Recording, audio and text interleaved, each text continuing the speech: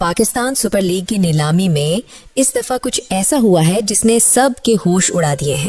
تو آج ہم اسی طاقت اور پیسے کے کھیل کو ذرا گہرائی میں جا کر سمجھیں گے. چلیں ایک سوال سے شروع کرتے ہیں. پاکستان سپر لیگ کا سب سے مہنگا، سب سے ہائی پیڈ لوکل کھلاڑی کون ہے؟ اب دیکھیں ذہن میں تو فوراً کچھ بڑے نام آئیں گے، لیکن اصل جواب کافی حیران کن. جی نہیں، یہ بابر اعظم نہیں ہے، نہ ہی شاہین شاہ افریدی اور نہ ہی شاداب خان. مطلب جو بڑے بڑے ستارے ہیں یہ وہ نہیں ہیں. یہ نام ہے سائم ایوب کا، صرف 24 سال کے نوجوان. اور اصل حیرانی کی بات تو یہ ہے کہ ان کی تنخواہ بابر اعظم سے تقریباً دگنی ہے. تو پھر سوال یہی اٹھتا ہے کہ آخر ایک 24 سالہ نوجوان نے یہ ریکارڈ قیمت حاصل کیسے کر لی؟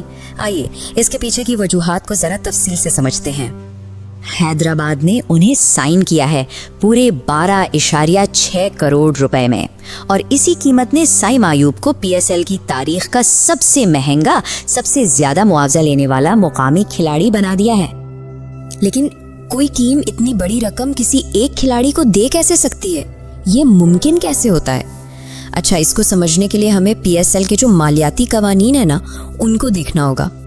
دیکھیں، ہر ٹیم ایک فرینچائز پرس کے ساتھ میدان میں اترتی ہے. آسان الفاظ میں یہ وہ کل بجٹ ہے جو وہ اپنی پوری ٹیم، اپنے پورے اسکواڈ پر خرچ کر سکتے ہیں.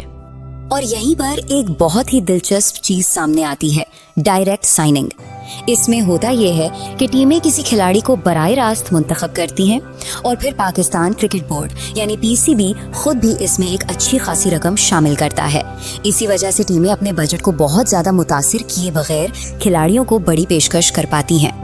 اچھا، یہ جاننے کے لیے کہ سائم ایوب کی یہ تنخواہ اصل میں کتنی بڑی رقم ہے، آئیے اس کا موازنہ ماضی کے کچھ بہت بڑے پاکستانی کھلاڑیوں کی کمائی سے کرتے ہیں. تو یہاں ہم دیکھ سکتے ہیں کہ شاہد آفریدی کا ریکارڈ تو اب بھی سب سے اوپر ہے، لیکن سائم ایوب کی یہ تنخواہ انہیں تاریخ کے سب سے مہنگے پاکستانی فرینچائز کھلاڑیوں کی فہرست میں بالکل اوپر لا کھڑا کرتی ہے. اب ظاہر ہے اتنی بڑی سائننگز کے بعد نیلامی سے پہلے ٹیموں کے بجٹ پر بہت گہرا اثر پڑتا ہے.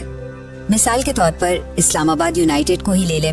انہوں نے اپنے اہم کھلاڑیوں کو تو برقرار رکھا ہے، لیکن ابھی تک بہت محتاط طریقے سے پیسہ خرچ کیا ہے، اور نتیجہ یہ ہے کہ ان کے پاس اب بھی خرچ کرنے کے لیے سب سے زیادہ رقم باقی ہے.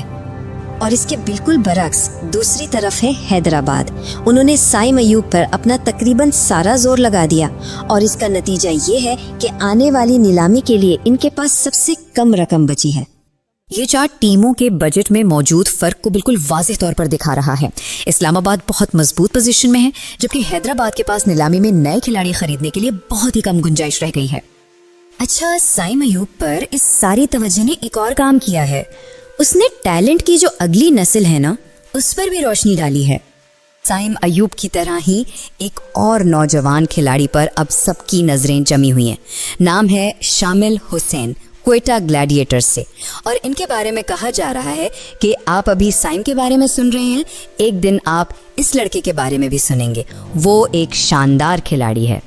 بھلے ہی ان کی موجودہ تنخواہ اتنی زیادہ نہیں ہے، صرف 84 لاکھ ہے، لیکن پیش گوئی یہی کی جا رہی ہے کہ وہ بھی سائم ایوب والے راستے پر ہی چل سکتے ہیں اور مستقبل میں ایک بہت بڑے سٹار بن سکتے ہیں.